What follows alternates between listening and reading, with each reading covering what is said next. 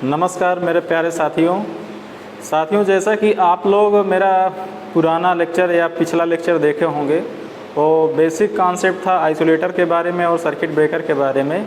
तो आइए अब हम लोग ज़्यादा समय ना लेते हुए सर्किट ब्रेकर के बारे में नया टॉपिक स्टार्ट करते हैं। साथियों, आप लोग देख रहे होंगे कि ये मेरा वाइट बोर्ड है, इसमें एक आपको फिगर दिख रहा होगा और ये फिगर बेसिकली होता क्या, ये सर्किट ब्रेकर है। अगर आप किसी सब स्टेशन में आपको जाने का मौका मिले तो आप जाकर ज़रूर देखिएगा कि कुछ इस टाइप का आपका सर्किट ब्रेकर होता है। तो अब इसमें मैं आपको ये बताऊं कि ये इसमें क्या क्या अरेंजमेंट लगा होता है। थोड़ा सा आप लोग बेसिक चीज़ें जान लीजिए, उसके बाद हम बेसिक सर्किट ब्रेकर का step by step one by one करके हम सारे टॉपिक क्लियर करते हुए आगे बढ़ेंगे और आपको बहुत अच्छे से सारी चीज़ें क्लियर होंगी। तो जैसा कि मैं ये बोल रहा हूँ कि ये मेरा एक सर्किट ब्रेकर है, ये ऐसा एक सर्किट ब्रेकर है। अब सर्किट ब्रेकर में अगर 3 फेज के लिए है, ये मेरा आर पोल है, ये मेरा वाई पोल है, ये मेरा बी पोल है, ठीक है। ये सर्किट ब्रेकर का मैकेनिज्म है, इसमें मैकेनिकल सारी चीज़ें लगी होती हैं, इस जैसे कि हमारे तमाम प्लंजर लगे होते हैं, मूविंग रॉड लगा होता है, स्प्रिंग चार्जिंग मोटर लगा होता है, स्प्रिंग लगा होता है। तो ये मैं यहाँ से आता हूँ, ये मेरा जो पोल है ये आर फेज का पोल है, ये वाई फेज का पोल है, ये बी फेज का पोल है। ये जो पोल है ये इसका बाहरी जो स्ट्रक्चर है ये पोर्सलिन का बना होता है और इसके अंदर मेरा राड होता है, एक होता है मूविंग राड, एक होता है फिक्स राड। तो ये जो ऊपर वाला पार्ट होता है, ये ऊपर वाला पार्ट मेरा इसमें फिक्स होता है और ये जो नीचे वाला होता है नीचे वाला पार्ट होता है, ये वाला मेरा मूविंग होता है। इसी तरीके से वाई फेज में भी होता है, इसी तरीके से बी फेज में भी होता है। और आप उसके जो सर्किट ब्रेकर का मेरा पैनल होगा, आप उसमें देखेंगे तो हमारा इंडिकेशन बल्ब लगा होता है, जैसे एक ये ऑन लिखा हूँ, दूसरा ये ऑफ है, तीसरा स्प्रिंग चार्जिंग मोटर के लिए होता है, चौथा अगर मेरा SF6 सर्किट ब्रेकर है तो इसमें दाब गेज लगा होता है, प्रेशर गेज लगा होता है। यहाँ से आप SF6 का प्रेशर पढ़ते हैं। अगर वैक्यूम टाइप का आप यूज करते हैं तो उसमें SF6 गैस की ज़रूरत नहीं पड़ती है। अब ये वैक्यूम टाइप क्या होता है, SF6 टाइप क्या होता है, इसके बारे में हम लोग जैसे जैसे आगे बढ़ेंगे वो डिस्कस करेंगे। ये हमारा मैकेनिज्म है। ये इसके बाद यहाँ पर ये एक तरीके का चैनल है जो इसको सपोर्ट करता है। ये चैनल है, ये भी आयरन का बना होगा, ये इसको सपोर्ट करेगा। और ये मेरा पूरा स्ट्रक्चर जो कहलाएगा, ये मेरा पूरा सर्किट ब्रेकर कहलाएगा। यहीं पर ये पोल के अंदर ही मेरा क्या होता है, ये सर्किट को मेक करता है या ब्रेक करता है। और यहाँ पर सारे मूविंग मैकेनिज्म रहते हैं। यहाँ के ऑपरेशन के कारण ये वाला रॉड जुड़ा रहता है जो इससे ऑपरेट करता है। अगर आप किसी सब स्टेशन में जाएंगे तो वहाँ पर आपको देखने के लिए बहुत आसानी से उपलब्ध मिलेगा। तो सबसे पहले हमारा सवाल ये आता है कि ये सर्किट ब्रेकर यूज किस लिए होता है, किस काम में हम इसको यूज करते हैं।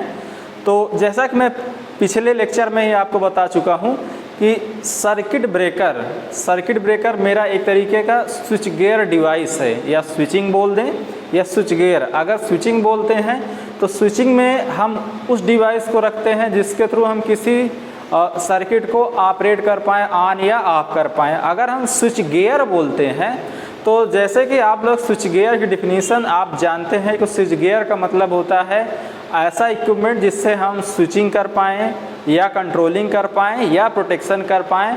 तो इन सारे इक्विपमेंट को जो ये कार्य हमारे करते हैं, ये कार्य में से कौन, स्विचिंग, कंट्रोलिंग और प्रोटेक्शन।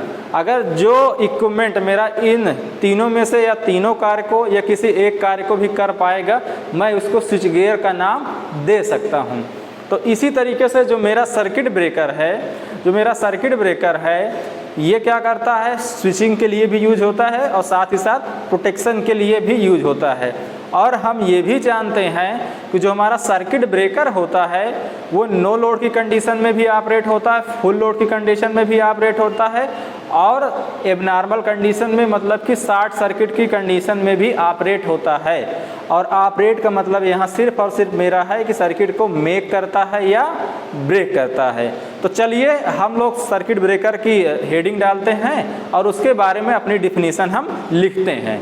तो अब चाहूँ तो मैं ये फिगर को हटा सकता हूँ, लेकिन मैं अभी रखता हूँ। तो आप लोग हेडिंग डाल लीजिएगा सर्किट ब्रेकर, सभी लोग हेडिंग डालिए सर्किट ब्रेकर।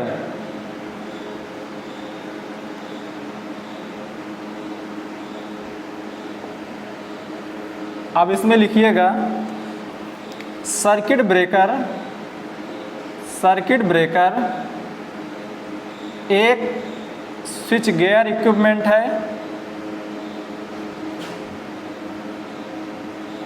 सर्किट ब्रेकर एक स्विच गियर इक्विपमेंट है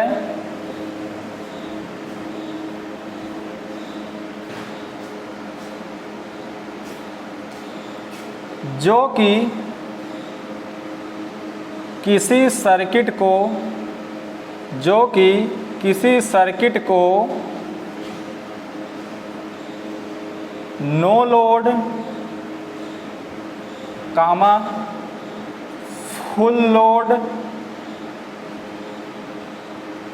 या शॉर्ट सर्किट की कंडीशन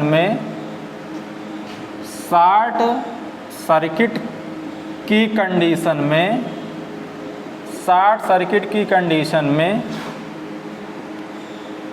मैन्युअली या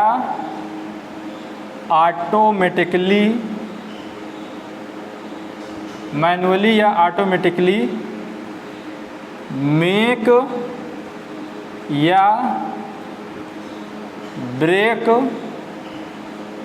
कर सकता है।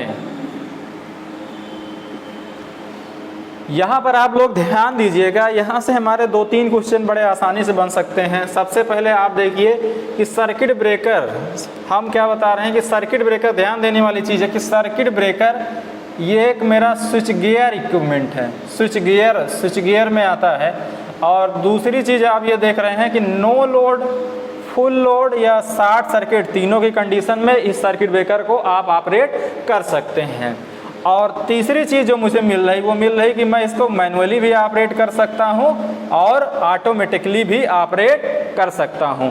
अगर पूछा जाए कि सर्किट ब्रेकर की इनहेरेंट क्वालिटी क्या है ऑपरेशन की, तो आप बताएंगे मैनुअली।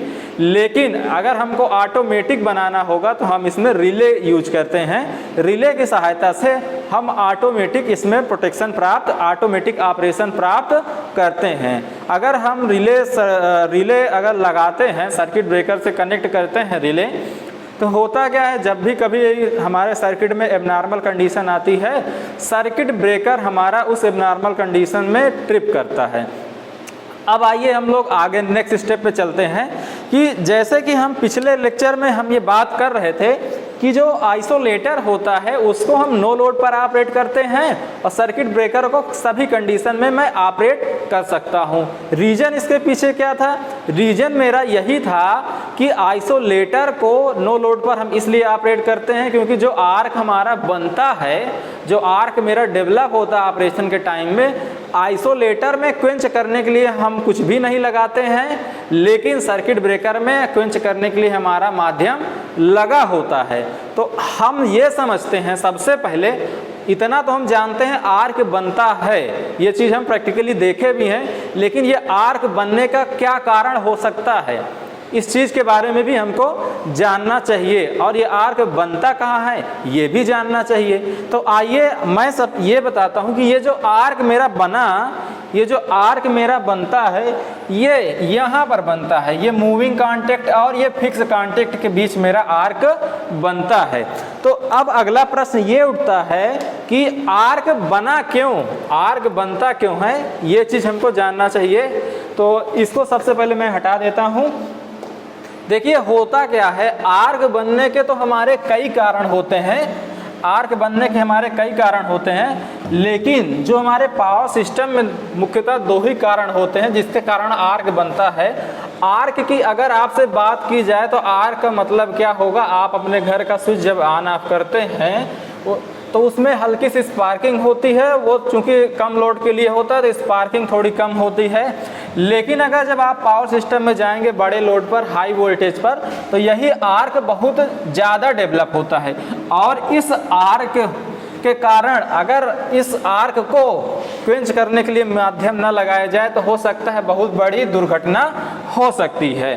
तो इस आर्क से बचने के लिए हम अपना माध्यम लगाते हैं, उसका डिस्कशन अगले स्टेप पर होगा। सबसे पहले हम ये समझते हैं कि ये आर्क मेरा क्यों बना।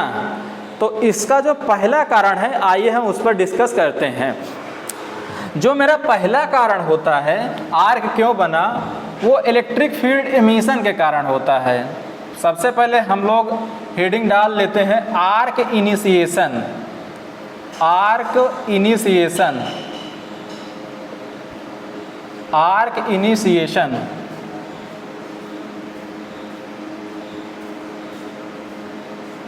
आर्क इनिशिएशन, आर्क बनने के हमारे दो कारण होते हैं।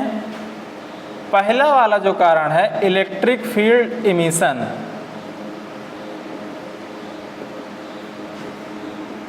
Electric field emission, electric field emission.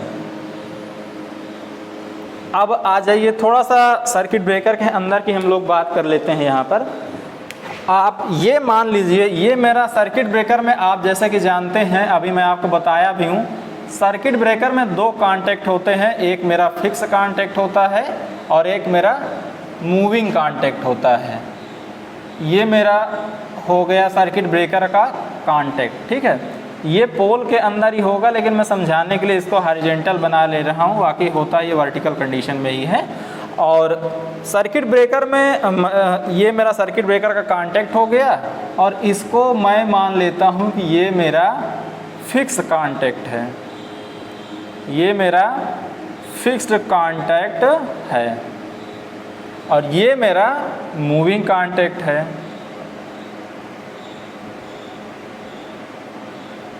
मतलब ये हुआ कि ये इस साइड हमारा मूव करेगा। दूसरी चीज़ मैं ये मानता हूँ कि इसमें मैं कोई सप्लाई दिया हूँ, जैसे कि पोल में सप्लाई कनेक्ट होता है, तो मैं ये समझता हूँ कि मैं इसमें एक पॉजिटिव और निगेटिव दो ये सप्लाई ऐसे कनेक्ट कर देता हूँ। अब होता क्या है, जैसे ही इसमें मैं पॉजिटिव नेगेटिव सप्लाई कनेक्ट करूँगा, ये वाला सिरा मेरा प्लस से कनेक्ट हो जाएगा और ये वाला सिरा मेरा निगेटिव हो जाएगा।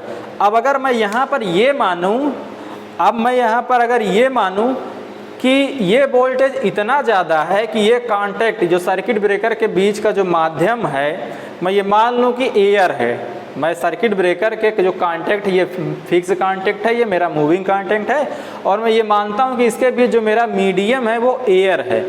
और आप जानते हो कि सर्किट ब्रेक जो एयर होता है, एयर का ब्रेकडाउन वोल्टेज क्या होता है, 30 kV पर 3 kV पर mm। मतलब ये हुआ कि 1 mm गैप के बीच, 1 mm गैप के बीच अगर 3 kV का वोल्टेज अप्लाई कर दिया जाए तो वो जो मीडियम होगा, एयर का मीडियम होगा, वो आयनाइज हो जाएगा और वो एक तरीके का कंडक्टिव पार्ट हो जाएगा। तो मैं ये माना हूँ अभी कि जैसे ही मैं यहाँ पर वोल्टेज अप्लाई किया हूँ, कुछ भी वोल्टेज है, हम मान ही रहे हैं तो कुछ भी मान सकते हैं। जैसे ही मैं यहाँ पर वोल्टेज अप्लाई किया हूँ, हुआ क्या, जो इसके बीच का जो एयर है वो मेरा आयनाइज हो गया। जब ये आयनाइज होगा तो होगा क्या, इसमें पॉजिटिव और निगेटिव चार्ज डेवलप होगा। मान लीजिए पॉजिटिव चार्ज डेवलप हुआ और ये निगेटिव चार्ज डेवलप हुआ। अब क्या होगा, अब यहाँ पर बात को समझिएगा, ध्यान दीजिएगा कि जैसे ही यहाँ पर पॉजिटिव और निगेटिव चार्ज डेवलप होगा तो होगा क्या, आप देखिए ये वाला हमारा पोल पॉजिटिव है और ये पॉजिटिव चार्ज है, तो करें, और ये वाला हमारा इलेक्ट्रॉन है, ये मेरा निगेटिव चार्ज है। तो अगर मैं ये भी तो कह सकता हूँ ये जो पॉजिटिव चार्ज है, इस निगेटिव कांटेक्ट के कारण पॉजिटिव चार्ज मेरा इधर अट्रैक्ट होगा कि नहीं होगा, पॉजिटिव चार्ज मेरा इधर अट्रैक्ट होगा। और निगेटिव चार्ज, ये निगेटिव है मतलब इलेक्ट्रॉन है, ये पॉजिटिव पोल कांटेक्ट की तरफ अट्रैक्ट होगा। तो मतलब ये हुआ कि मेरा निगेटिव मतलब ये इलेक्ट्रॉन इस साइड अट्रैक्ट होगा, पॉजिटिव हमारा इस डायरेक्शन में अट्रैक्ट होगा, निगेटिव मेरा इस डायरेक्शन में, मतलब कि इलेक्ट्रॉन हमारा इस डायरेक्शन में अट्रैक्ट होगा। अगर इलेक्ट्रॉन मेरा इस दिशा में होगा, अट्रैक्ट होगा का मतलब ये इधर की ओर चलेगा। अगर मेरा इलेक्ट्रॉन इस डायरेक्शन में चला तो जो करंट उसमें बहने वाली रहेगी वो किस डायरेक्शन में होगी, उसके अपोजिट होगी। मतलब ये हुआ कि यहाँ पर जो करंट फ्लो होगी वो किस डायरेक्शन में होगी, वो इस डायरेक्शन में होगी। करंट हमारी इस डायरेक्शन में होगी। और वो किसके कारण हुई, यहाँ पर जो करंट फ्लो किसके कारण हुई, आयनों के कारण हुई। यहाँ पर पॉजिटिव आयन और इलेक्ट्रॉन के कारण। और पॉजिटिव आयन और इलेक्ट्रॉन जहाँ पर बन गया वहाँ पर आर्क डेवलप हो गया।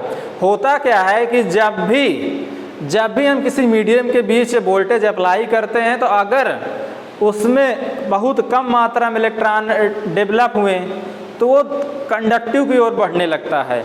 और जब उसमें बहुत अधिक मात्रा में आयन और इलेक्ट्रॉन डेवलप होते हैं तो वही उसकी कंडीशन कहलाती है ब्रेकडाउन की कंडीशन। और इसी ब्रेकडाउन के कारण मेरा आर्क डेवलप हो जाता है। तो यहाँ पर हुआ क्या, जैसे ही हम वोल्टेज अप्लाई किए इसके बीच के एयर हमारा ब्रेकडाउन हो गया, उसके कारण उसमें बहुत अधिक मात्रा में धन आयन और इलेक्ट्रॉन उत्पन्न हुए, जिसके कारण यहाँ पर आर्क बन गई। और आर्क बनने के कारण जो आर्क करंट है वो किधर फ्लो हो रही, पॉजिटिव वाले से निगेटिव की तरह फ्लो हो रही है। अब आप जानते हो कि जब आर्क बनेगी तो उसका कुछ टेम्परेचर होगा। तो ऐसा देखा गया है कि जो हमारा बीच वाला है इसको हम बोलते हैं आर्क कोर। इसको मैं क्या बोलूँगा, आर्क कोर। ध्यान दीजिएगा, ये मेरा कहलाएगा आर्क कोर। और आर्क कोर का जो टेम्परेचर होता है वो लगभग हमारा होता है 25,000 डिग्री सेल्सियस के बीच होता है आर्क कोर। अब यहाँ पर ये केवल आर्क कोर का टेम्परेचर है 25,000 के लगभग यहाँ तक पहुँच जाता है। अब यहाँ पर पॉजिटिव और निगेटिव आयन के कारण होगा क्या, यहाँ पर एयर होगी वही आयनाइज हुई तो धीरे धीरे होगा क्या, इसमें हॉट गैसेस डेवलप हो जाएंगी। इधर ये ऐसे हॉट गैसेस, ये पूरे कांटेक्ट में इधर हॉट गैसेस डेवलप हो जाएंगी। और जो ये हॉट गैस बनी इस गैस का भी टेम्परेचर लगभग 6,000 डिग्री सेल्सियस तक पहुंच जाता है। ये क्या है, हॉट गैसेस हैं। तो आपने यहाँ पर सीखा क्या, हमारा टॉपिक ये था इलेक्ट्रिक फील्ड एमिशन। जो आर्क इनिशिएशन किसके कारण हुआ, इलेक्ट्रिक फील्ड एमिशन के कारण। इलेक्ट्रिक फील्ड एमिशन के कारण हुआ कैसे कि जैसे ही मैं इस मूविंग कांटेक्ट और फिक्स कांटेक्ट के बीच वोल्टेज अप्लाई करता हूँ, अगर मेरा अप्लाइड वोल्टेज जो यहाँ पर मीडियम है इसके ब्रेकडाउन वोल्टेज से अधिक हुआ तो ये मीडियम क्या हो जाएगा, आयनाइज हो जाएगा। और जैसे आयनाइज होगा उसके कारण मेरा आर्क डेवलप हो जाएगा। तो आइए इसी चीज़ को हम लोग लिख लेते हैं। यहाँ पर लिखिए कि जैसे ही या यहाँ पर लिखिए जब मूविंग कांटेक्ट और फिक्स्ड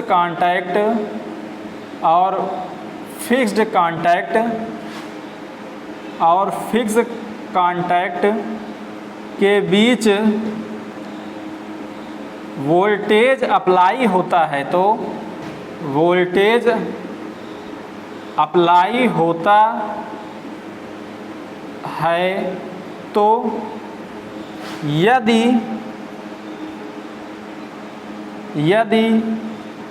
यह वोल्टेज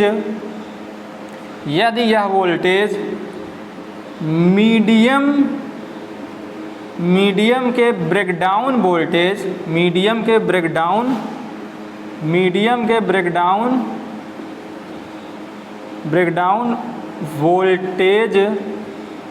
से अधिक हुआ तो यह मीडियम को आयोनाइज कर देता है, आयोनाइज कर देता है जिसके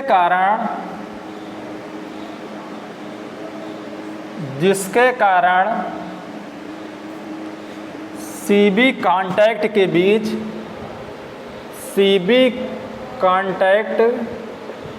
बीच आर्क डेवलप हो जाता है। आर्क डेवलप हो जाता है। ये हुआ।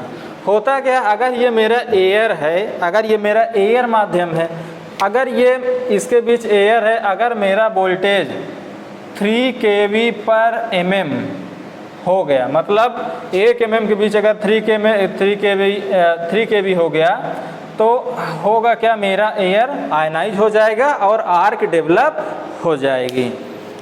अब जैसा कि मैं शुरुआत में अभी आपको बताया हूँ कि जो मेरा आर्क है वो 2 तरीके से डेवलप होता है मुख्यतः। होने के तो और तरीके हैं, लेकिन मुख्यतः जो सर्किट ब्रेकर में मेरा उत्पन्न होता है वो 2 तरीके से होता है। तो अब आइए हम लोग समझते हैं कि दूसरा तरीका क्या हुआ। ये तो हमारा इलेक्ट्रिक फील्ड एमिशन के कारण हो गया। अब दूसरा तरीका क्या होता है जो हमारा सर्किट ब्रेकर में आर्क डेवलप करता है। मैं समझता हूँ कि आप लोग ये सारे फिगर बनाते हुए चल रहे हो। अगर जहाँ पर आपको लगता है कि स्पीड ज़्यादा है, मैं फिगर नहीं हम बना पा रहे हैं, तो वहाँ पर आप क्या कर सकते हैं, वीडियो को आप पॉज करके अपना फिगर बना सकते हैं। तो दूसरी हेडिंग डाल लीजिए, थर्मल इमिशन। जो दूसरी हेडिंग होगी थर्मल इमिशन। थर्मल इमिशन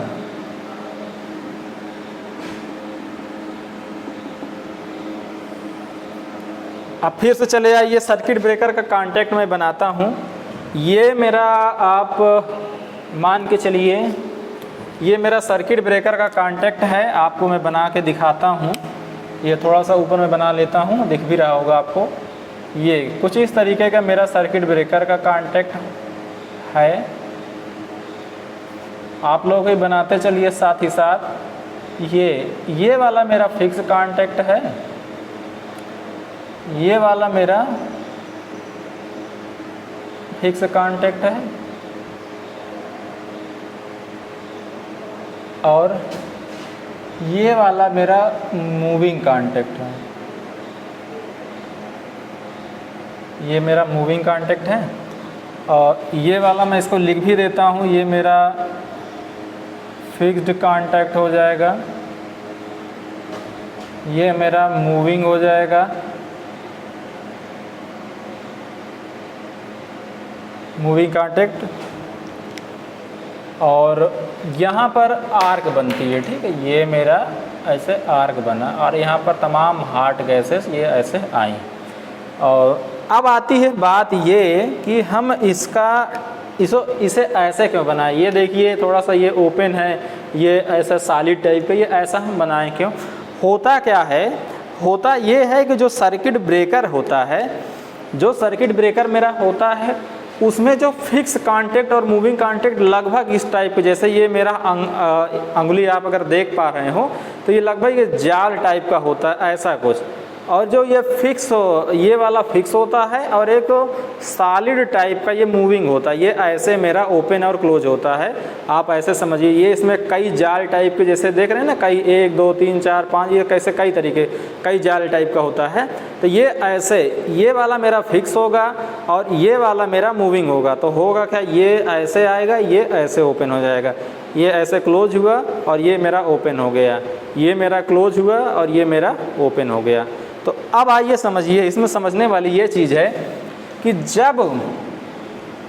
जब मेरा जो सर्किट ब्रेकर का कांटेक्ट था, जब मेरा सर्किट ब्रेकर का कांटेक्ट था, अगर जब वो क्लोज था, जो क्लोज था, ये आप समझिएगा, यहाँ से अगर वो जब क्लोज था, आप ये समझिए जैसे ये मेरा क्लोज है, ये ऐसे ये क्लोज है।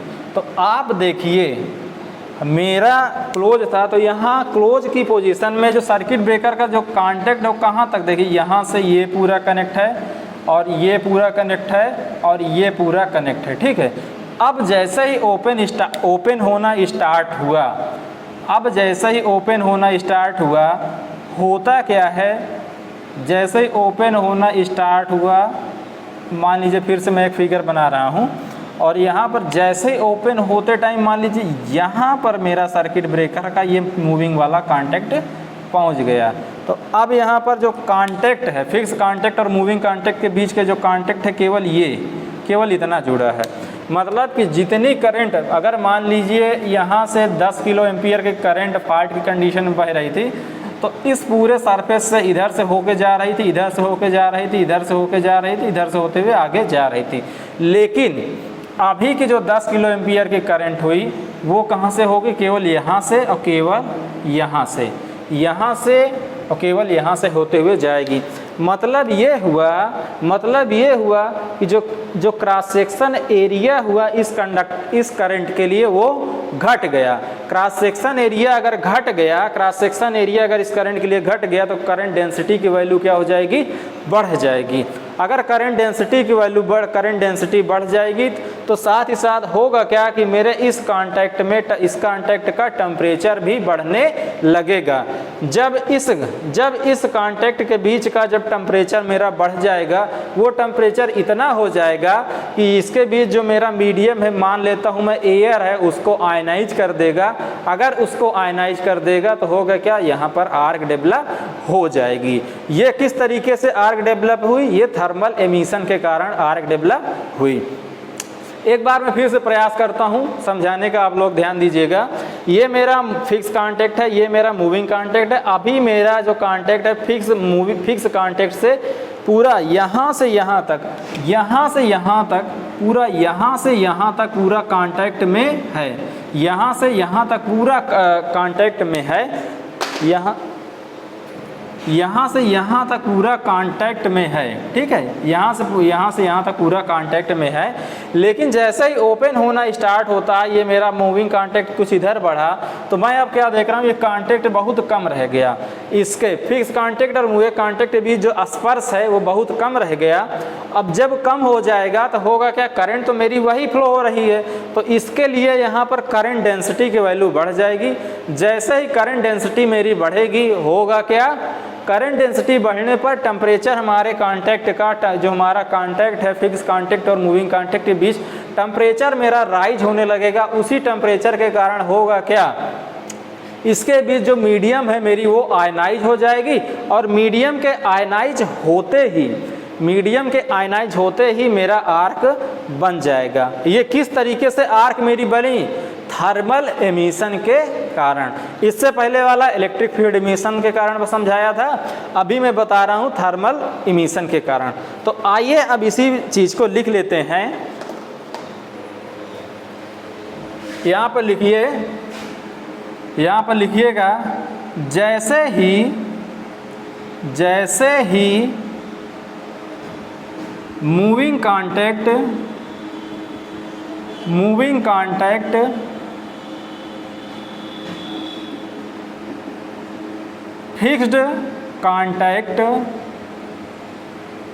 फिक्स्ड कांटेक्ट से ओपन होना स्टार्ट करता है, उस समय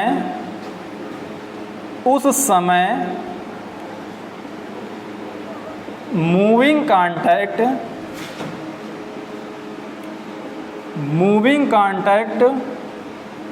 और फिक्स्ड कांटेक्ट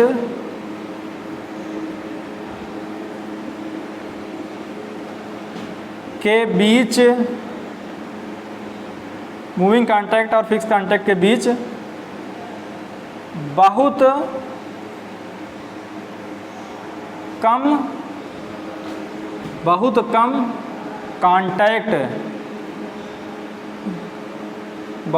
कांटेक्ट मतलब मैं यहाँ पर संपर्क से मतलब होता है, बहुत कम कांटेक्ट का मतलब ये हुआ कि ये वाला पॉइंट बड़ा कम जुड़ा हुआ है इससे, ये वाला इससे, बहुत कम कांटेक्ट रहता है। इसी में लिखिएगा आगे, जिसके कारण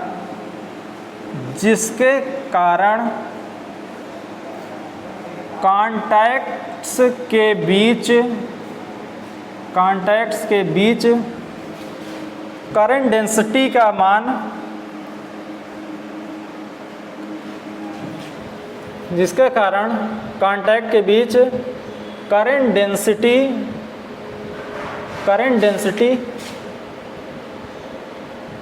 बढ़ जाती है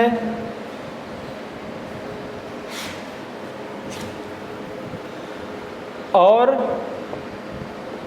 करंट डेंसिटी बढ़ने के कारण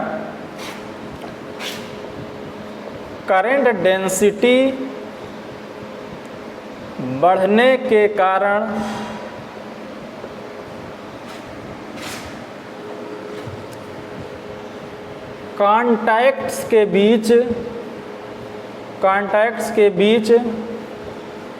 टेम्परेचर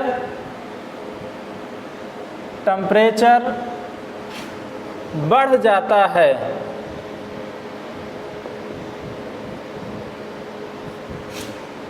जिसके कारण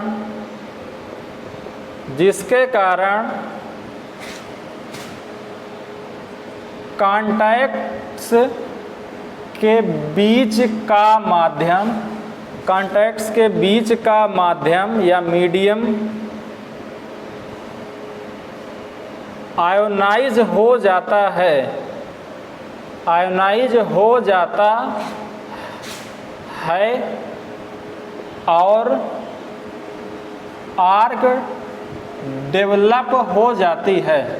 और आर्क डेवलप हो जाती है इतना आपको समझ में आया होगा। इसमें और आगे लिखिएगा, अगर जब होता क्या है कि जैसे जैसे टेम्परेचर बढ़ता है, अगर मान लीजिए कहीं पर एयर है, उसका अगर हम टेम्परेचर बढ़ाते चले जाएंगे तो होगा क्या, उसका जो ब्रेकडाउन वोल्टेज है, वो जो 3 kV पर mm ब्रेकडाउन वोल्टेज है, वो नॉर्मल टेम्परेचर प्रेशर के लिए अगर उसका हम टेम्परेचर एयर का हम बढ़ा देंगे तो जो 3 kV पर mm है, हो सकता है 2.5 kV ही रह जाए। तो मतलब ये हुआ कि अगर टेम्परेचर बढ़ा देंगे तो उससे कम ही ब्रेकडाउन वोल्टेज से कम ही वोल्टेज पर मीडियम हमारा आयोनाइज हो जाएगा। तो इसी चीज़ को हम आगे लैंग्वेज में लिख लेते हैं। आप लिखिए यहाँ पर, इस बढ़े हुए टेम्परेचर के कारण, इस बढ़े हुए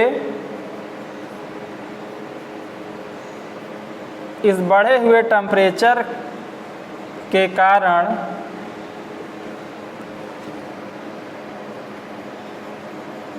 मीडियम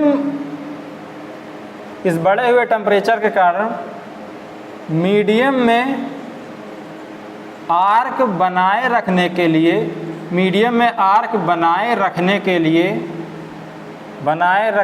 लिए अब ब्रेकडाउन वोल्टेज से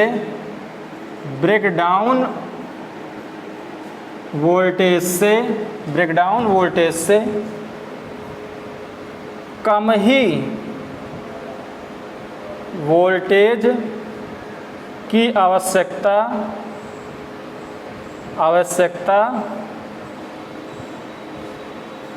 पड़ती है। यहाँ तक आप लोग समझ पा रहे होंगे मेरे प्यारे साथियों। हो सकता है आप मेरे राइटिंग बहुत अच्छी नहीं दिख रही होगी, लेकिन मैं वही चीज़ आपको बोलते हुए लिख रहा हूँ, तो जो मैं बोल रहा हूँ उसके अनुसार आप लिखने का प्रयास करिएगा। अगर आपको मेरे लिखावट में अगर कोई दिक्कत समझ में आए तो आप इसको बताइएगा, मैं इसको इम्प्रूव करूँगा। तो यहाँ से आप ये समझ पा रहे होंगे कि जो किस तरीके से हमारा आर्क डेवलप हुआ सर्किट ब्रेकर में। मैं इसको हटाता हूँ। सर्किट ब्रेकर में मुख्यतः आर्क डेवलप हुआ इलेक्ट्रिक फील्ड इमिशन और थर्मल इमिशन के कारण। ये चीज़ आपको समझ में आया होगा यहाँ तक। अब देखिए, अब धीरे धीरे हम आगे बढ़ते हैं। हम आपसे क्या कह रहे थे कि सबसे पहले हम ये बताएंगे सर्किट ब्रेकर में कि सर्किट ब्रेकर में आर्क हमारा डेवलप कैसे हुआ। तो ये हमारा दो तरीका हुआ आपको समझाने का कि इस तरीके से मेरा सर्किट ब्रेकर में आर्क डेवलप होता है। अब जाहिर सी बात है कि अगर सर्किट ब्रेकर में आर्क डेवलप होगा तो उस आर्क का भी तो कुछ रेजिस्टेंस होगा, वो आर्क जो बना उसका कुछ रेजिस्टेंस होगा, और वो रेजिस्टेंस किस किस पर निर्भर करता है, वो रेजिस्टेंस हमारा किस किस पर निर्भर करता है, ये सब इसलिए जानना ज़रूरी है कि जब आर्क को मुझे बुझाने के बारे में पढ़ना होगा, आर्क को क्वेंच करने के बारे में जब पढ़ना होगा, वो सब इसमें काम आएंगे। ठीक है, तो आइए हम लोग पढ़ लेते हैं आर्क का जो रेजिस्टेंस हुआ वो किस किस चीज़ों पर डिपेंड करेगा। हेडिंग आप डालिए आर्क रेजिस्टेंस। आर्क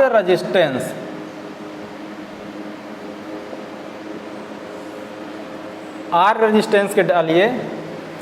इसका फार्मूला लिख सकते हैं, जैसे सिंपली रेजिस्टेंस का फार्मूला होता है वैसे आर्क रेजिस्टेंस का भी फार्मूला होगा। R equal to rho R L upon sigma into area होता है ना, लंबाई बटे चालकता गुणे एरिया। तो यही हुआ हमारा, ये हमारा आर्क के लिए हुआ, आर्क रेजिस्टेंस है। यहाँ पर L आर्क क्या है, ये मेरा है आर्क लेंथ, और सिग्मा आर क्या है, कंडक्टिविटी ऑफ आर्क। एरिया क्या है, एरिया है cross section area of arc, cross section area of arc. ये मेरा आर्क का फार्मूला है।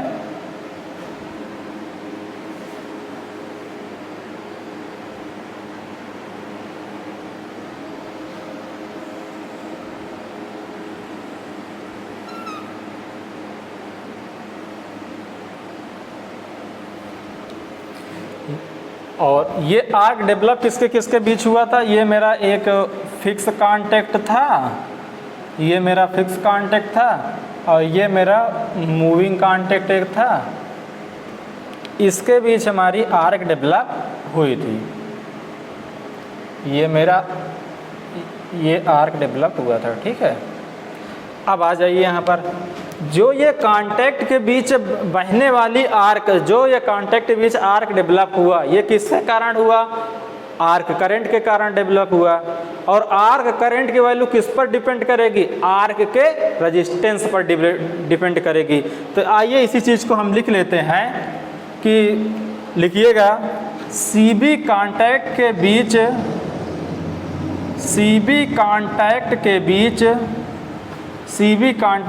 बीच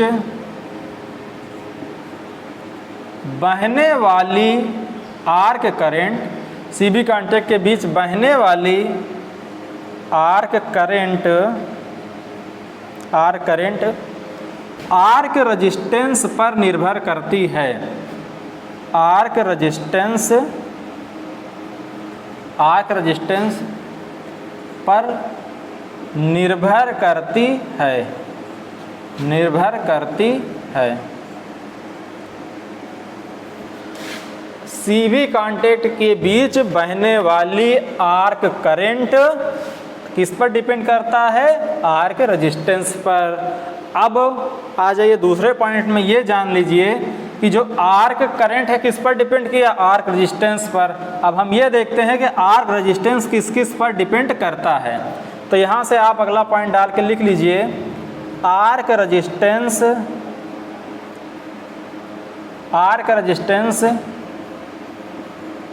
निम्नलिखित पर निर्भर करता है।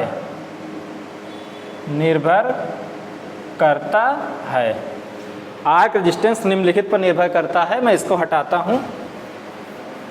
जो पहला होगा पहला मेरा होगा वो degree of ionization. Degree of ionization, degree of ionization का मतलब ये होता है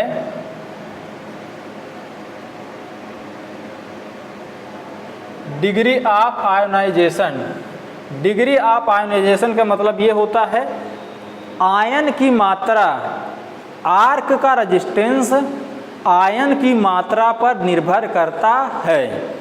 आयन की मात्रा जितना अधिक होगी, आप बताइए, आयन की मात्रा जितना अधिक होगी आर्क करंट की वैल्यू उतना अधिक होगी।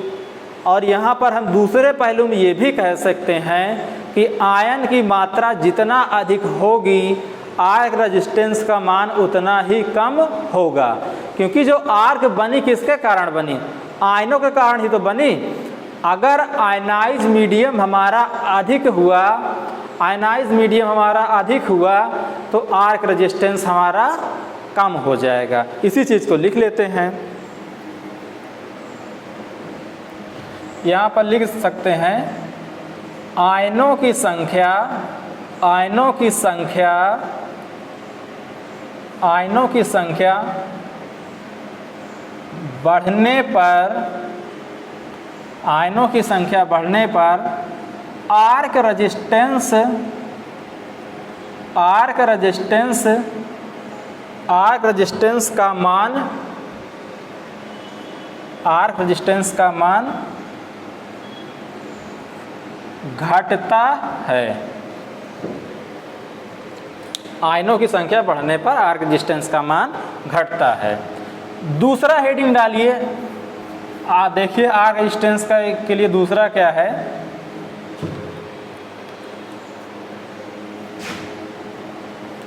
दूसरा है आर्क लेंथ पर, आर्क लेंथ,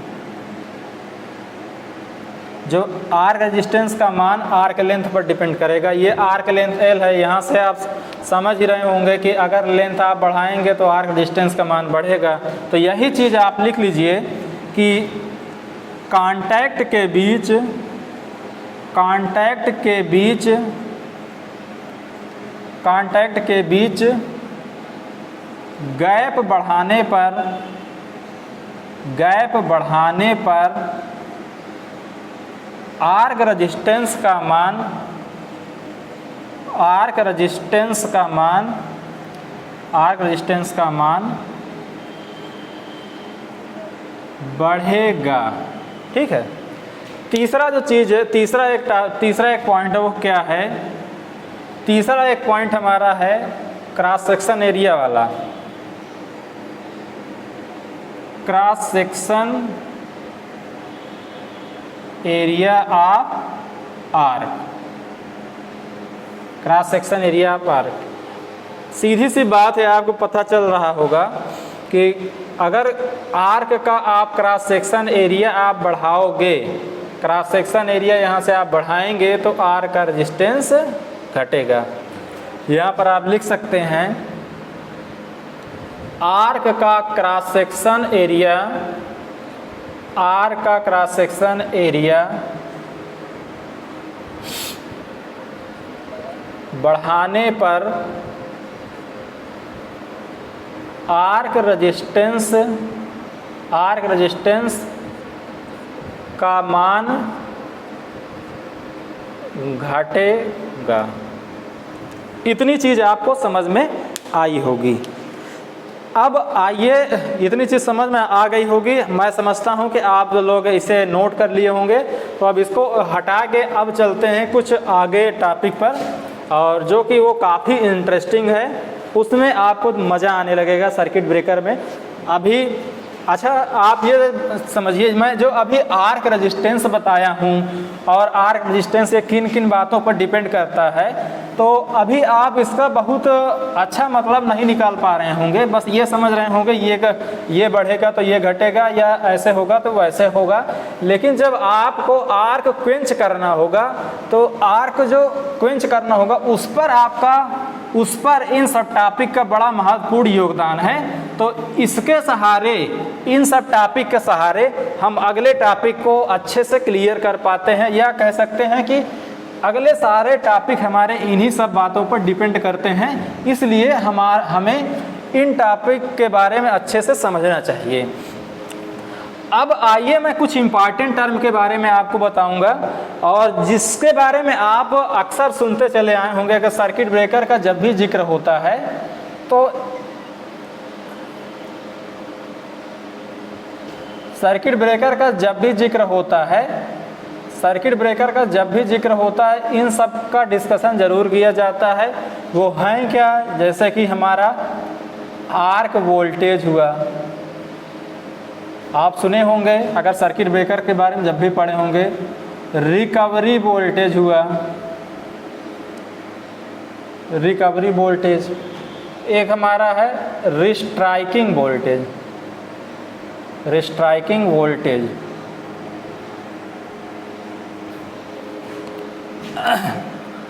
यहाँ तक ये हमारा। अब होगा क्या, मैं एक टॉपिक लेके स्टार्ट करूँगा। जैसे कि आप जानते हो सर्किट ब्रेकर हमारा स्विचिंग और प्रोटेक्शन के लिए लगा होता है, तो मैं एक ऐसा सर्किट लेता हूँ और उसमें मैं एक फॉल्ट मैं मानता हूँ कि उसमें शॉर्ट सर्किट फॉल्ट है आया। तो शॉर्ट सर्किट फॉल्ट जैसे ही आएगा तो होगा क्या, सर्किट मेरा ओपन होना स्टार्ट होगा। अब सर्किट ब्रेकर मेरा जैसे ही ओपन होगा उसके कांटेक्ट के बीच आर्क डेवलप होना स्टार्ट होगा। तो इन्हीं सब टॉपिक को डिस्कस करते हुए जैसे जैसे हम आगे बढ़ेंगे वैसे वैसे हम आर्क वोल्टेज, रिकवरी वोल्टेज और रिस्ट्राइकिंग वोल्टेज तक पहुंचते चले जाएंगे। तो अब ये टॉपिक बड़ा इंटरेस्टिंग टॉपिक है, तो इसको बड़े ही ध्यान से आप लोग देखिएगा, बड़े ध्यान से ही आप समझिएगा। जहाँ ना समझ में आए वीडियो को पॉज करके या फिर से रिपीट करके आप देख लीजिएगा, क्योंकि इन टॉपिक का क्लियर होना बहुत ही ज़रूरी है। अगर सर्किट ब्रेकर में ये क्लियर नहीं हुआ तो इसका मतलब आप सर्किट ब्रेकर के बारे में बहुत ही इम्पॉर्टेंट जानकारी छोड़ दिए हो। तो आइए चलिए हम लोग डिस्कस करते हैं। मैं मान लेता हूँ कि ये मेरा कोई 11 kV का सोर्स है, यहाँ से ये आगे ऐसे मेरी सप्लाई जा रही है। ये मेरा 11 kV का सोर्स है, ठीक है। कितने kV का है? 11 kV का। ये आगे कहीं लोड कनेक्ट हुआ है। हुआ क्या यहाँ पर हुआ क्या, यहाँ पर ये शॉर्ट सर्किट आ गया, यहाँ पर शॉर्ट सर्किट आ गया, ठीक है। यहाँ पर कोई सर्किट ब्रेकर भी लगा हुआ है मान लीजिए। अब यहाँ पर शॉर्ट सर्किट आया तो क्या होगा आप समझिए। इसी सर्किट को हम ऐसे भी दिखा सकते हैं, इसी सर्किट को आप चाहे ऐसे दिखा दीजिए या ऐसे दिखा दीजिए। इसी सर्किट को आप ऐसे भी दिखा सकते हैं। ये मेरा इंडक्टर है और यहाँ पर मेरा कोई सर्किट ब्रेकर लगा होगा, और अभी मैं इसको कनेक्ट अवस्था में दिखाता हूँ। और ये हुआ क्या, हुआ ये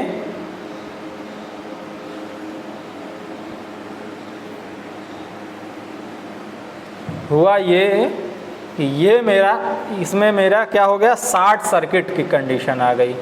ये शॉर्ट सर्किट हो गया, ठीक है। इस शॉर्ट सर्किट के कारण होगा क्या, देखिए अभी आप सबसे पहले ये जानिए, ये कोई मेरा सोर्स है, ठीक है। आप इसको जनरेटिंग स्टेशन भी समझ सकते हैं या कोई सोर्स समझ सकते हैं, दोनों चीज़ सही है। आप ये मान लीजिए कोई मेरा सोर्स है। ये जो मेरा रेजिस्टेंस दिखाता है, ये रेजिस्टेंस मेरा जहाँ ये सोर्स से लेके ये मेरा जो जहाँ पर फॉल्ट पॉइंट है वहाँ तक का पूरा ये रेजिस्टेंस दिखाया गया है, और इसी तरीके से फॉल्ट पॉइंट तक का पूरा ये इंडक्टेंस शो किया गया है। ये सीरीज में मेरा सर्किट ब्रेकर लगा हुआ, जैसे कि आइसोलेटर मेरा सीरीज में लगता है वैसे ही सर्किट ब्रेकर में ही मेरा सर्किट के सीरीज में लगता है। और इसी के सीटी भी मेरा सर्किट के सीरीज में लगता है। पीटी मेरा सर्किट के सीरीज में नहीं लगता, वो सर्किट लाइन और ग्राउंड के क्रॉस लगता है। खैर उस बात को छोड़िए, हम सर्किट ब्रेकर के बारे में डिस्कस करना चाह रहे हैं। तो हुआ क्या, ये 11 kV का था, तो मैं इसको चाहूँ तो मैं इसको यहाँ पर 11 kV लिख सकता हूँ। ये मेरा 11 kV है। और हुआ क्या, ये यहाँ पर ये शॉर्ट सर्किट हो गया। शॉर्ट सर्किट हो जाएगा तो शॉर्ट सर्किट जैसे ही आया जैसे ही शॉर्ट सर्किट आया वैसे होगा क्या, सर्किट में हमारी एक शॉर्ट सर्किट करंट फ्लो होगी। शॉर्ट सर्किट करंट फ्लो होगी तो उसका नेचर देखिए कुछ ऐसा होगा, उसका नेचर कुछ ऐसा होगा, उसका नेचर कुछ ऐसा होगा। आप देखते हो, आप पढ़े होंगे फॉल्ट एनालिसिस में, तो जो मेरी शॉर्ट सर्किट करंट फ्लो होती है वो कुछ एसिमेट्रिकल टाइप की होती है, मतलब कि सिमेट्रिकल नहीं होती है। वो क्यों नहीं होता है, वो डीसी ऑफसेट के कारण होता है। अगर आप फॉल्ट एनालिसिस पढ़े होंगे तो ये चीज़ आप समझ पा रहे होंगे अच्छे से कि ये है मेरा, देखिए ये वाला साइकिल बड़ा है, ये छोटा है, मैं इसको क्यों बनाया हूँ। अगर आप फॉल्ट एनालिसिस नहीं पढ़े होंगे तो आप इसको मान लीजिए, आप जब भी आगे फॉल्ट एनालिसिस पढ़ेंगे आपको सारी चीज़ें क्लियर हो जाएंगी, ठीक है। तो मैं एक चीज़ यहाँ पर और ये मानता हूँ, मैं ये मानता हूँ कि यहाँ पर जैसे ही यहाँ पर ये मेरा पॉइंट 0 है, ये मान लीजिए पॉइंट वो 0 है, ये मेरी आई करंट है। ये जैसे ही शॉर्ट सर्किट करंट यहाँ पर आया, यहाँ पर आई फॉल्ट करंट फ्लो हुआ, तो ये मेरी फॉल्ट करंट है, ठीक है। यहाँ पर मैं एक पॉइंट लेता हूँ, पॉइंट ए ले लेता हूँ, ये मेरा पॉइंट ए है। ये क्यों ले रहा हूँ अभी आपको आगे समझ में आएगा। ये मेरा पॉइंट बी है, यहाँ तक आप समझ पा रहे होंगे, ठीक है। अब होगा क्या, अब होगा क्या, चूंकि ये सर्किट में हमारा सर्किट ब्रेकर लगा हुआ है, चूंकि हुआ क्या, ये सर्किट ब्रेकर में मेरा सर्किट ब्रेकर लगा हुआ। अब चाहे तो ये मेरा सर्किट में अगर सर्किट ब्रेकर लगा हुआ है, जैसे ही फॉल्ट आएगा, जैसे ही फॉल्ट आएगा, ये सर्किट ब्रेकर क्या करेगा, ये सर्किट को ओपन करना चाहेगा। आप मान लीजिए कि ये पॉइंट ए पर सर्किट को ओपन करना चाह रहा है। पॉइंट ए पर क्या करना चाह रहा है, ये सर्किट को ओपन करना चाह रहा है, ठीक है। पॉइंट ए पर सर्किट को ये ओपन करना चाह रहा है।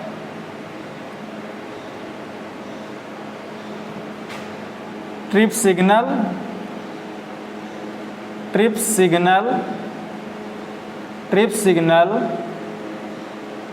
रिसीव्ड बाय सर्किट ब्रेकर, या इसी को लिख दे सकते हैं such that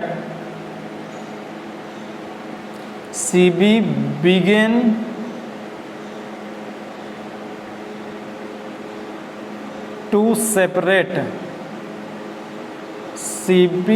to separate the contacts।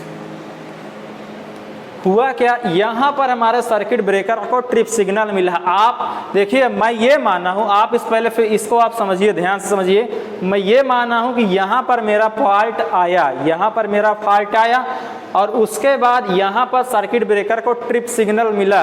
तो यहाँ से यहाँ आपका ये कहना हो सकता है कि अगर फॉल्ट यहाँ पर आ गया तो सर्किट ब्रेकर को ट्रिप सिग्नल यहीं कहीं मिल जाना चाहिए कि नहीं मिलना जाना चाहिए।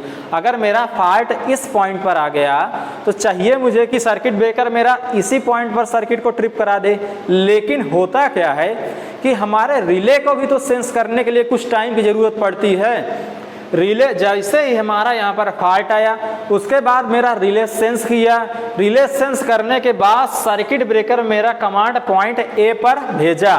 सर्किट ब्रेकर में पॉइंट ए पर जब पहुंचा ये मेरा फॉल्ट लेवल, तो पॉइंट ए की कंडीशन में सर्किट ब्रेकर को ट्रिप सिग्नल भेजा कि सर्किट ब्रेकर भैया आप सर्किट को ट्रिप करिए, ठीक है। यहाँ तक आप बात को समझिएगा।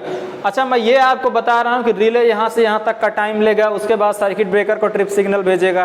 तो ये चीज़ आपको थोड़ा सा नहीं क्लियर हो रहा होगा, लेकिन आप ये समझ लीजिए किसी भी सर्किट में अगर फॉल्ट आता है तो उससे सीटी जुड़ा हुआ होता है, सर्किट में सीटी जुड़ा हुआ होता है। इसको मैं बनाऊंगा नहीं, बस इसको ओरली बताऊंगा, ठीक है।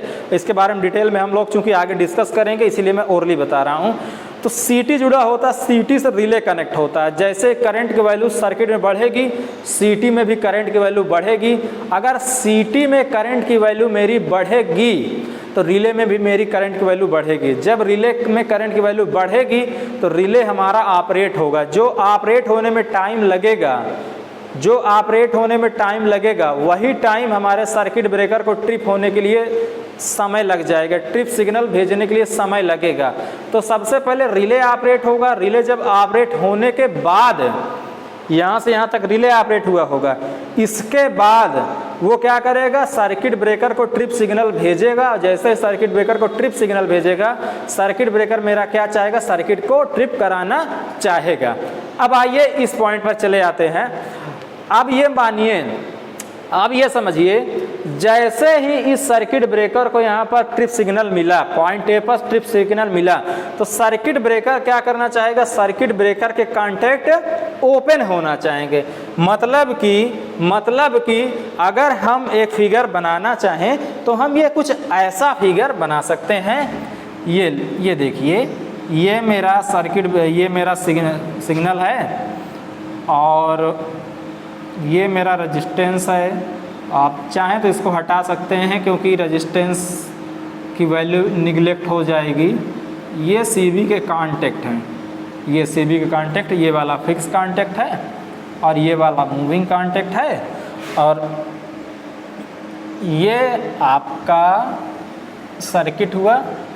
यहाँ पर मेरा ये शॉर्ट सर्किट, ठीक है, ये आप समझ रहे होंगे। तो मुझे समझाना ये है कि जैसे भी ये पॉइंट ए पर ये सीबी के कांटेक्ट ओपन हुए, तो जैसे सीबी का कांटेक्ट ओपन होगा तो होगा क्या, उस दौरान होगा क्या, सर्किट ब्रेकर का जैसे हमारा कांटेक्ट ओपन होगा, जो हमारी फॉल्ट करंट फ्लो हो रही थी, वो फॉल्ट करंट क्या होगी, घटेगी, घटकर जीरो होगी। मतलब ये हुआ कि वो घटकर कुछ इस तरीके से जीरो होना चाहेगी। बात समझ रहे हैं कि नहीं? ये बात आपको समझ में आ रही होगी कि जैसे ही मेरा सर्किट ब्रेकर ओपन होगा, वैसे ही क्या होगा, सर्किट ब्रेकर के कांटेक्ट ओपन होकर उस करंट को जीरो करना चाहेगा। किस करंट को? जो बहने वाली करंट है, जो बहने वाली फॉल्ट करंट है, जो बहने वाली फॉल्ट करंट है, उस करंट को जीरो करना चाहेगा। लेकिन आप ये जानते हो कि इस सर्किट से इंडक्टर भी जुड़ा हुआ है, और इंडक्टर में क्या करता है, इंडक्टर जो करंट का अचानक से चेंजेज होता है उसका विरोध करता है। या तो हम इसको ये इस तरीके से समझ सकते हैं, अगर यहाँ पर देखा जाए, अगर मैं ये मान लूँ कि पॉइंट ए पर करंट की वैल्यू 15 किलो एम्पियर है, और यहाँ पर कोई पॉइंट सी ले लीजिए, और पॉइंट सी पर हमारी घटकर 14.99 किलो एम्पियर करंट हो जा रही है। ये 15 एम्पियर है, ये 14.99 एम्पियर हो जा रही है। तो होगा क्या, अगर मैं di/dt निकालूं, di/dt का मतलब ये हुआ, di का मतलब करंट का डिफरेंस, करंट का डिफरेंस का मतलब final current minus initial current. Final current कितना था, 14.99 kilo ampere, initial current 15 kilo ampere, और टाइम क्या है, टाइम अचानक से बस बहुत क्षणिक मतलब लगभग जीरो के बराबर, बहुत जीरो के बराबर टाइम का डिफरेंस है। उस कंडीशन में di/dt की वैल्यू क्या होगी, di/dt की वैल्यू क्या होगी, चूंकि अगर ये लगभग जीरो के बराबर है तो जीरो से अगर किसी संख्या में भाग देंगे तो इन्फिनिटी आएगा, इन्फिनिटी, और 14 ये छोटी संख्या है, छोटी संख्या से बड़ी संख्या घटाते हैं तो ये हमारा माइनस में आ जाएगा। अगर यहाँ से VL की वैल्यू निकालें, VL बराबर होगा di/dt, ये इसकी वैल्यू क्या हो जाएगी, माइनस इनफाइनाइट। मतलब ये हुआ कि सर्किट ब्रेकर मेरा जैसे ही ओपन होगा, यहाँ पर जो हमारा वोल्टेज होगा इन्फिनिटी के बराबर होगा। माइनस इन्फिनिटी का मतलब हो जाएगा पोलरिटी चेंज हो जाएगी। अभी यहाँ पर क्या था वोल्टेज, ये जो VL था, VL बराबर di/dt था। जैसे ही सर्किट ब्रेकर का कांटेक्ट ओपन होगा, यहाँ पर मेरा कितना वोल्टेज अप्लाई होगा, इनफाइनाइट वोल्टेज अप्लाई होगा। और ये इनफाइनाइट वोल्टेज यहाँ पर गौर कीजिएगा, यहाँ पर ध्यान देने वाली बात है, जैसे ही सर्किट ब्रेकर का कांटेक्ट पॉइंट ए पर ओपन हुआ, जैसे ही ओपन हुआ, क्षणिक रूप से जैसे ओपन हुआ तुरंत ये जीरो करना चाहेगा करंट को, और जैसे क्षणिक रूप से करंट एकदम जीरो होना चाहेगी, वैसे करंट में परिवर्तन के कारण इंडक्टेंस चूंकि सर्किट में लगा है, इसलिए जो वोल्टेज डेवलप होगा इंडक्टेंस में इन्फिनिटी के बराबर होगा। वो इनफाइनाइट वोल्टेज कहाँ पर इंड्यूस्ड होगा या कहाँ पर डेवलप होगा? वो इनफाइनाइट वोल्टेज इंडक्टर में डेवलप होगा। और यही इनफाइनाइट वोल्टेज हमारे सीबी कॉन्टैक्ट में भी अप्लाई हो जाएगा। और जब ये सीबी कॉन्टैक्ट में जैसे ही वोल्टेज मेरा अप्लाई होगा क्या? चूंकि यहाँ पर ये इनफाइनाइट वोल्टेज लग गया है सीबी कॉन्टैक्ट के बीच, इसका मतलब ये हुआ कि सर्किट ब्रेकर के कॉन्टैक्ट के बीच मेरी आर्क डेवलप हो जाएगी। अब यहाँ पर चाहे जितना मीडियम हैवी मीडियम लगा दीजिए, चाहे जितना अच्छा आप माध्यम लगा दीजिए, लेकिन अगर इनफाइनाइट वोल्टेज अगर उसके बीच लग गया तो इसका मतलब है कि वो उसको ब्रेक डाउन कर ही देगा। और ब्रेक डाउन कर दिया तो इसका मतलब ये हुआ कि यहाँ पर आर्क डेवलप हो जाएगा। तो हम क्या चाहेंगे कि यहाँ पर आर्क डेवलप हो? नहीं चाहेंगे। तो इसके लिए हमें क्या करना पड़ेगा? इसके लिए हमें यह करना पड़ेगा कि अगर हमारे पास तरीका क्या है, अगर हम पॉइंट ए की जगह पॉइंट बी पर अगर सर्किट को ओपन करें, अगर पॉइंट ए की जगह सर्किट को पॉइंट बी पर ओपन करें, अगर पॉइंट ए की जगह सर्किट को पॉइंट बी पर ओपन करें तो होगा क्या? जो होगा ये, अगर पॉइंट ए की जगह पॉइंट बी पर मैं सर्किट को ओपन करूंगा तो जो मेरा di/dt है, di/dt करंट की वैल्यू यहाँ पर 0 से 0, इनिशियल माइनस फाइनल 0/0 लगभग किसके बराबर आएगा? 0 के बराबर आएगा। इसका मतलब जो इंडक्टर के पास एक वोल्टेज डेवलप होगा 0 वोल्टेज होगा। तो अब क्या हुआ? अगर हमने ये समझा अगर सर्किट ब्रेकर को जो करंट हमारा नेचुरली जीरो पोजीशन है, अगर उस पॉइंट पर सर्किट ब्रेकर का कॉन्टैक्ट ओपन करें तो होगा क्या? जो इंडक्टर में हैवी वोल्टेज या बहुत हाई वोल्टेज डेवलप होता था वो हैवी वोल्टेज डेवलप नहीं होगा, वो हाई वोल्टेज स्ट्रेस डेवलप नहीं होगा। अब आप ये समझिए, आप ये कहेंगे कि हम कैसे जानेंगे कि 0 पर हमारा सर्किट ब्रेकर कॉन्टैक्ट ओपन हो? तो उसमें कुछ हमारा ऐसा ऑक्सिलरी सिस्टम लगा होता है कि भले वो ट्रिप सिग्नल पॉइंट ए पर प्राप्त करे, लेकिन वो सर्किट ब्रेकर के कॉन्टैक्ट को तब तक ओपन नहीं करेगा जब तक कि वो पॉइंट बी पर पहुंच जाए, या तो हम ये कहें कि जब तक हमारी करंट नेचुरली 0 पोजीशन पर हो तब तक वो सर्किट ब्रेकर के कॉन्टैक्ट को ओपन नहीं होने देगा। जब नेचुरली 0 पर ओपन होगा तो क्या होगा? इंडक्टर के क्रॉस जो मेरा हैवी वोल्टेज स्ट्रेस डेवलप होता था वो इंडक्टर के cross heavy voltage stress develop नहीं होगा। अब आ जाइए इस फिगर पर, और इस फिगर में आप ये देख रहे होंगे, इस फिगर को मैं समझता हूं कि इस फिगर को आप बना लिए होंगे, इस फिगर को यहाँ तक आप बना लिए होंगे। ठीक है, यहाँ तक आपको बात समझ में आई होगी। अब इसी चीज को हम लोग लिख लेते हैं। तो मैं ये इसको हटा देता हूँ, ये मान के हटाता हूँ कि आप लोग इस चीज़ को नोट कर लिए होंगे। ठीक है, और जो चीज़ मैं अभी आपको समझाया हूँ वही चीज़ मैं यहाँ पर लिखवाऊँगा। आप इसको चाहें तो अपने लैंग्वेज में लिख सकते हैं, या जो मैं लिखा रहा हूँ उस पर लिख सकते हैं। तो मैं इसको भी हटा देता हूँ, और सॉरी मैं फिगर हटा दिया हूँ, लेकिन मुझे याद है तो मैं उसी कंडीशन को लेते हुए मैं आपको लिखाता हूँ। ठीक है, तो पहला पॉइंट लिख लीजिए, पहला पॉइंट लिखिए। तो इस मार्कर ही नहीं चल रहा है, लिखिए। माना कोई 11 kV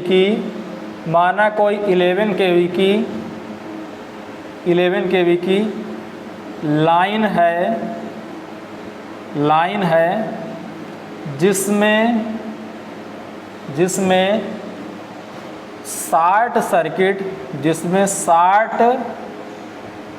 शॉर्ट सर्किट फॉल्ट आता है।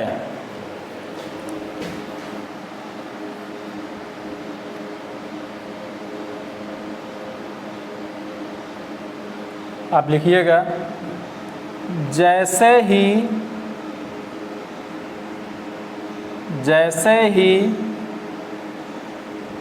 शॉर्ट सर्किट फॉल्ट आएगा, शॉर्ट सर्किट फॉल्ट आएगा,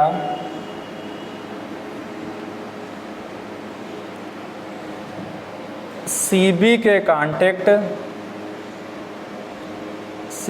कांटेक्ट ओपन होना लिख दीजिए या तो सेपरेट होना लिख दीजिए, या तो सेपरेट होना स्टार्ट करेंगे।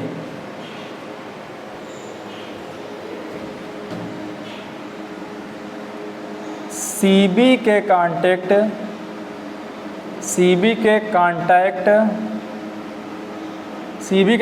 का मतलब ये हुआ मूविंग कांटेक्ट और फिक्स कांटेक्ट। सीबी के कांटेक्ट ओपन होने पर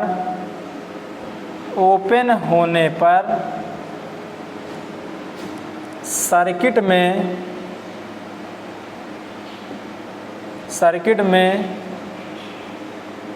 करंट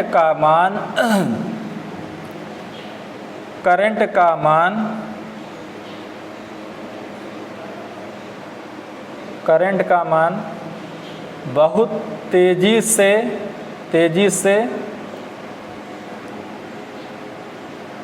परिवर्तित होगा। या तो आप ये चाहें इन दोनों की बजाय आप सीधे ऐसा लिख सकते हैं, लिखिएगा। चाहे तो आप लिख सकते हैं, ये भी सही है। लिखिएगा यहाँ पर माना पॉइंट ओ पर फॉल्ट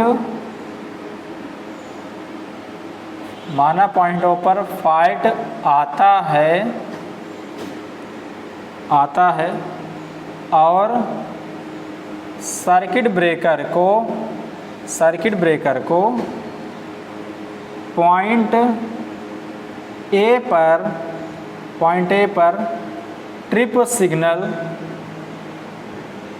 सिग्नल प्राप्त होता है। ठीक है, अब यहाँ पर लिखिए पॉइंट ए पर जैसे ही सीबी कांटेक्ट ओपन होना स्टार्ट करेगा,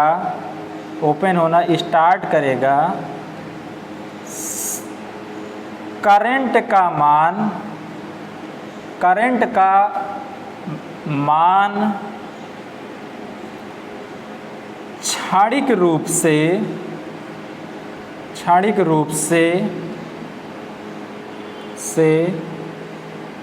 बहुत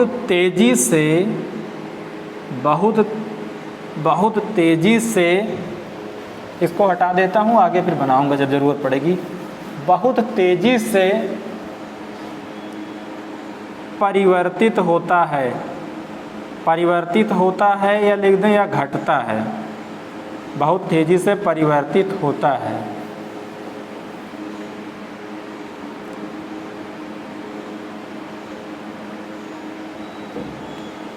चूंकि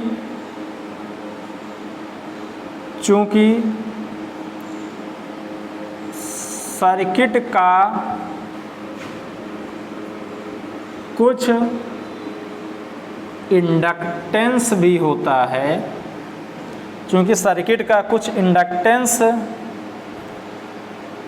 भी होता है, इसलिए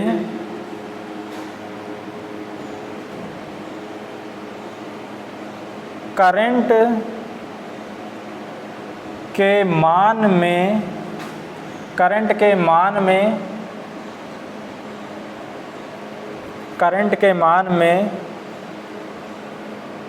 क्षणिक परिवर्तन होने के कारण, करंट के मान में होने के कारण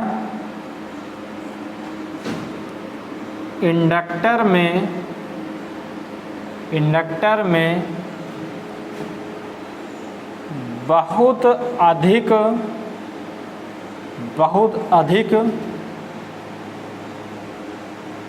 वोल्टेज स्ट्रेस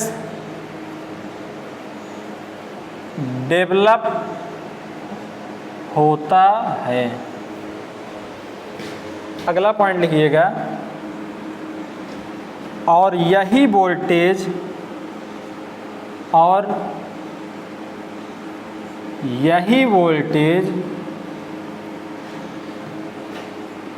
सीबी कॉन्टैक्ट्स के बीच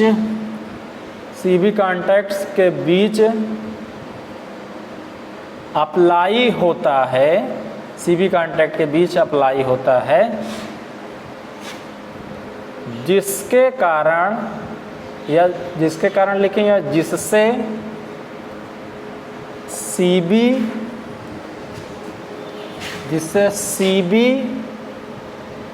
कॉन्टैक्ट्स के बीच आर्क डेवलप हो जाता है,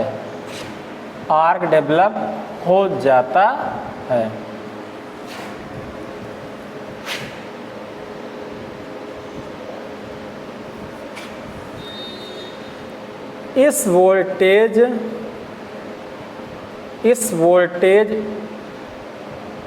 स्ट्रेस से बचने के लिए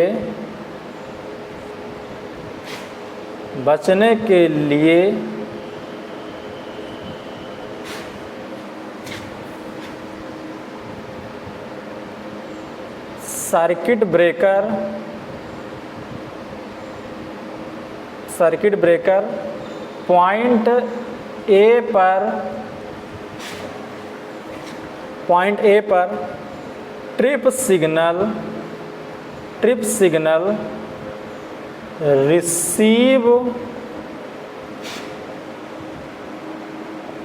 करने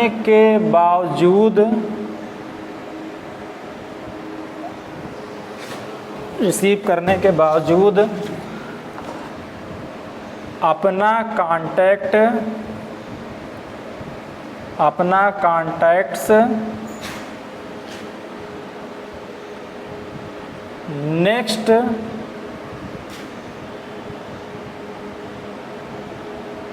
नेचुरली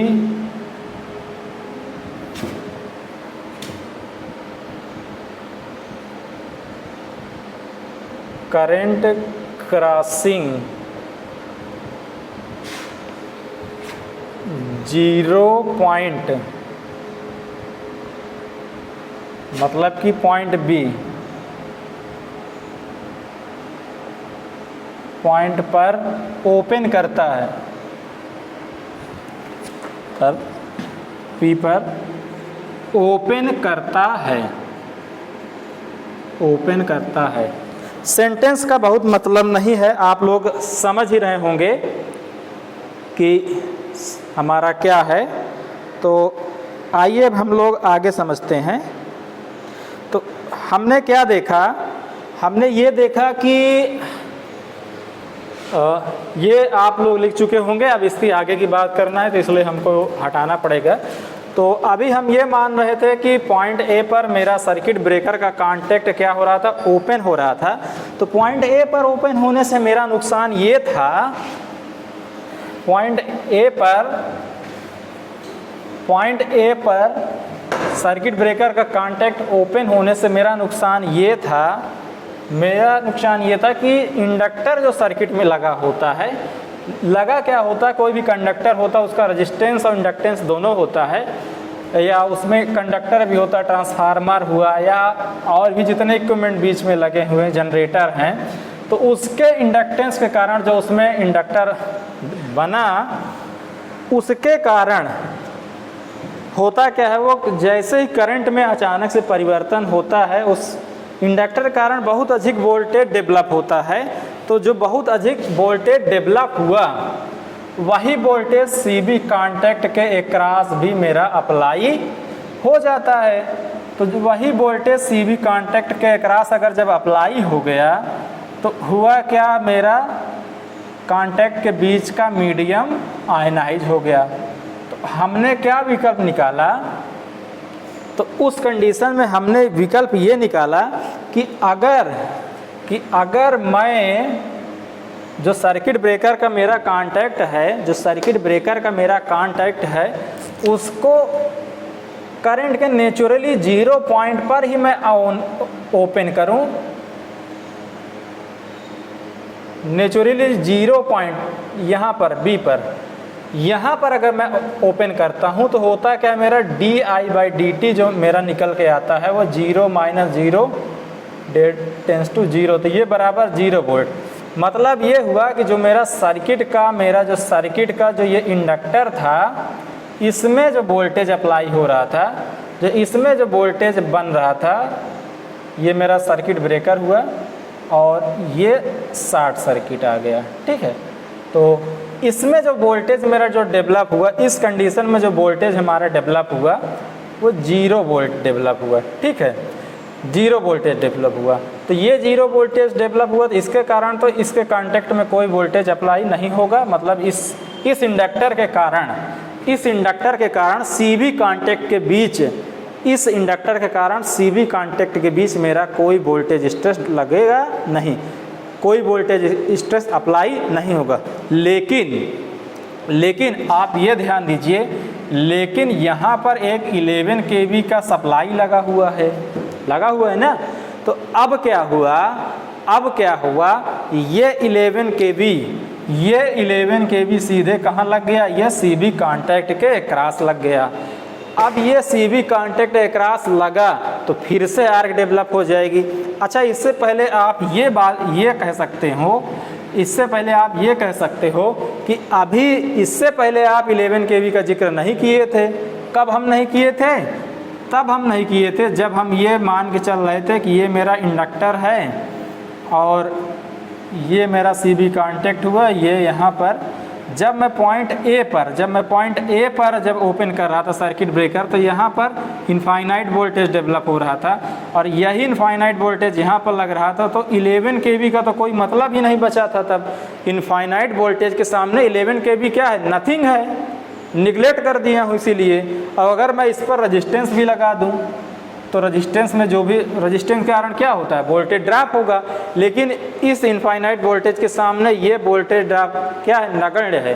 तो यहाँ पर मतलब मैं सीधे तौर पे ये कह सकता हूँ कि सीबी कांटेक्ट अक्रॉस क्या हो रहा था, इनफाइनाइट वोल्टेज डेवलप लग रहा था। तो इसलिए हम इन सब बातों का जिक्र कर ही नहीं रहे थे। लेकिन अब सीबी कांटेक्ट क्या हुआ, पॉइंट ए की जगह पॉइंट बी पर ओपन होना स्टार्ट हुआ। जब पॉइंट बी पर ओपन होना स्टार्ट हुआ तो di/dt की वैल्यू 0 हुई। तो इसका मतलब ये हुआ कि जो मेरा VL था, VL बराबर LdI/dt, ये क्या हो गया, 0 हो गया। मतलब कि यहाँ पर जो मेरा 0 वोल्टेज हो गया, तो इसके यहाँ पर वोल्टेज 0 हो गया। मतलब ये हुआ कि इंडक्टर का कोई सीबी कांटेक्ट के बीच कोई प्रभाव नहीं पड़ रहा है। अब सीधा सप्लाई वोल्टेज का पड़ रहा है। और आप ये जानते हो कि सप्लाई वोल्टेज जो है 11 kV, ये भी अपने आप में बहुत स्थान रखता है। अगर मान लीजिए सीबी कांटेक्ट के बीच का माध्यम एयर है और एयर का ब्रेकडाउन वोल्टेज आप जानते हो कि 3 kV पर mm है, ठीक है। लेकिन अगर आपसे ये कहें, आपसे कोई कह दे या आपसे कोई कह दे, क्या आप ही कहें, अगर आप ये कहें कि मैं सीबी कांटेक्ट का जो गैप है, जो सीबी कांटेक्ट का जो ये गैप है सर्किट ब्रेकर का, मैं इसको क्या कर ले रहा हूँ, 4 mm गैप कर ले रहा हूँ, ठीक है। अभी आप क्या बोल रहे हो कि सी बी कॉन्टैक्ट के बीच का जो गैप आप क्या कर ले रहे हो, 4 mm कर ले रहे हो, और यहाँ पर जो वोल्टेज कितना अप्लाई है, 11 kV अप्लाई है कि नहीं। और 4 mm के लिए, 1 mm के लिए कितना लग रहा है, 3 kV वोल्टेज। तो 4 mm गैप के लिए अगर 1 mm गैप का ब्रेकडाउन वोल्टेज मेरा 3 kV है, तो 4 mm गैप का ब्रेकडाउन वोल्टेज मेरा क्या हो जाएगा, 4×3 12 kV। मतलब ये हुआ कि अगर आप यहाँ पर 12 kV, अगर आप यहाँ पर 12 kV वोल्टेज अप्लाई कर पाते, अगर आप यहाँ पर 12 kV वोल्टेज अप्लाई कर पाते तो होता क्या, CB का कांटेक्ट ये क्या होता, आयनाइज हो जाता।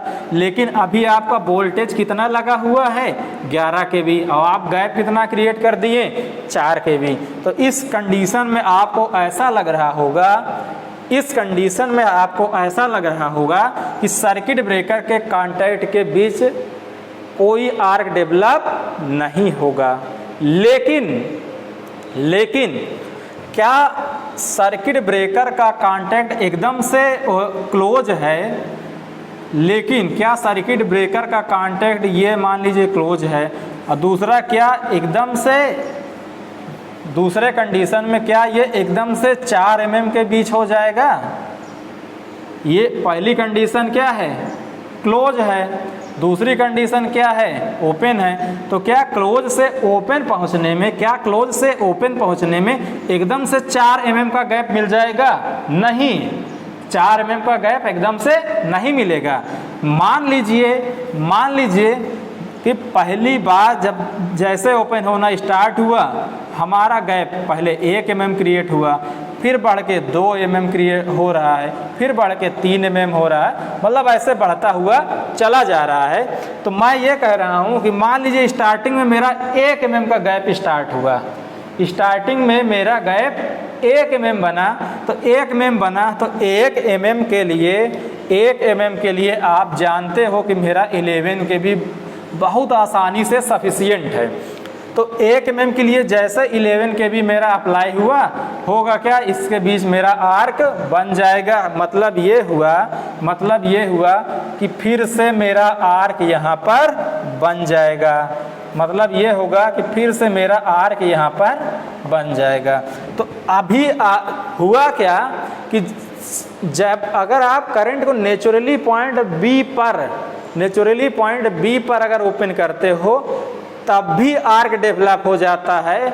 और वो आर्क किसके कारण डेवलप हुआ, वो सिस्टम वोल्टेज के कारण हमारा आर्क डेवलप हुआ। बात यहाँ तक समझ में आ रही होगी। तो अब जो सिस्टम वोल्टेज के कारण आर्क डेवलप हुआ, अब उसके लिए हम क्या करते हैं, अब इसके बारे में चलिए हम नेक्स्ट वीडियो में समझाएंगे कि उसके बारे में मैं क्या करता हूँ। थैंक यू आप सभी का।